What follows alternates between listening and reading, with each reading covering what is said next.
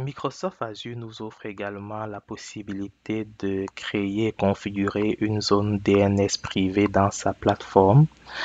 Nous allons voir tout simplement dans ces capsules c'est quoi une zone DNS privée et quelle pourrait être l'utilité d'un tel service.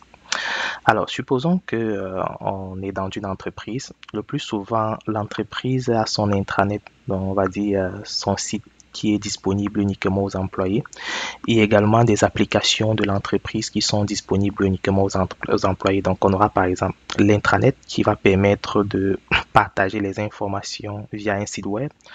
On aura par exemple une application qui est utilisée en interne pour faire des demandes de support à l'équipe de support informatique.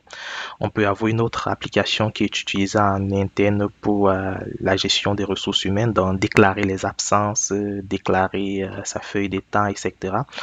Toutes ces applications-là ne sont pas accessibles sur Internet. Elles sont accessibles uniquement dans le réseau de l'entreprise. Et bien évidemment, ces applications vont être déployées et configurées sur des serveurs. Est-ce qu'on va donner l'adresse IP à un employé pour qu'il puisse accéder à ces applications? Non.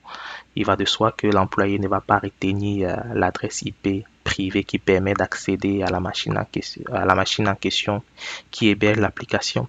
Alors, ce qu'on va faire, c'est qu'on va aussi créer un nom de domaine qui va être privé. Ça va être par exemple intranet.monentreprise.com qui est accessible uniquement à l'intérieur dans le réseau de l'entreprise. Ça peut être ressourceshumaines.monentreprise.com, etc. OK?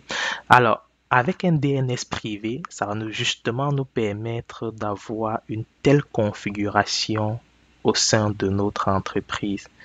Et là, pour configurer cela avec une certaine facilité, une certaine simplicité, au lieu d'aller acquérir par exemple un serveur et chercher des outils sur Internet pour mettre en place cette configuration-là, on peut décider de déléguer tout simplement cela au fournisseur de la plateforme infonuagique Microsoft Azure via son service Azure Private DNS. OK? Donc, Azure Private DNS, comme on le voit à l'écran, va justement permettre, par exemple, à un utilisateur sous le réseau ou bien une machine sous le réseau d'atteindre une autre machine en utilisant tout simplement un nom de domaine, comme on le voit ici.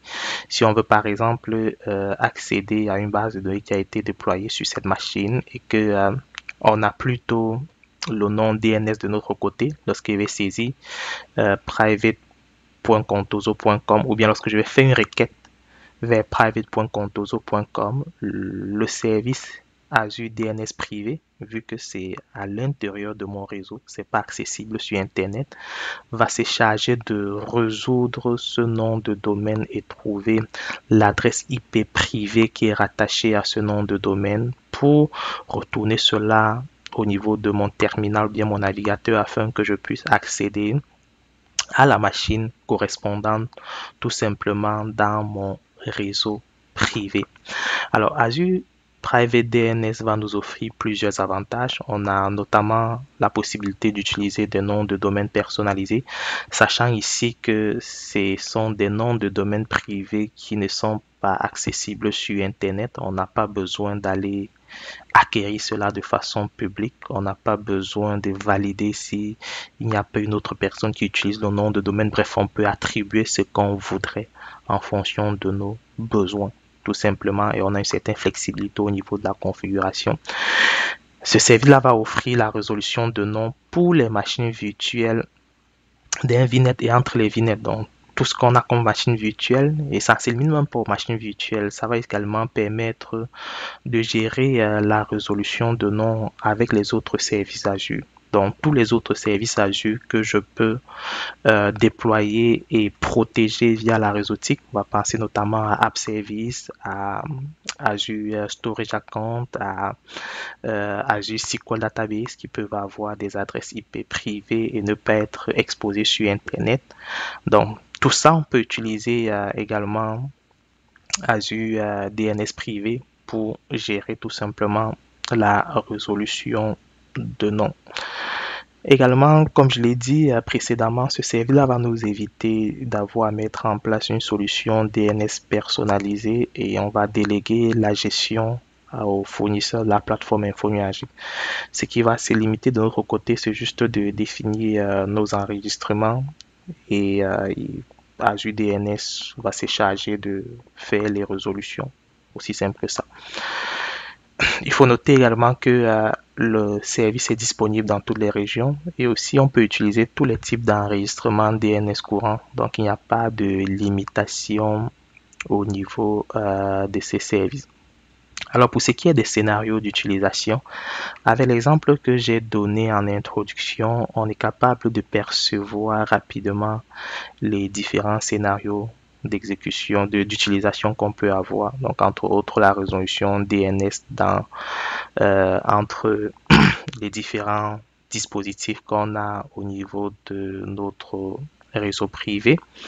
Et cette résolution-là va se faire tout simplement via Azure DNS. On a également les requêtes DNS inversées qui vont être limitées tout simplement au même réseau virtuel.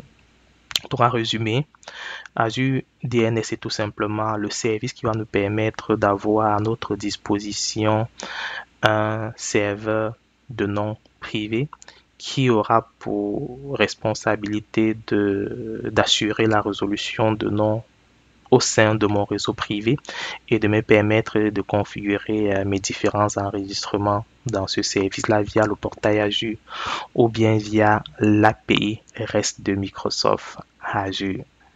C'est tout pour ce que je voulais vous présenter. Merci.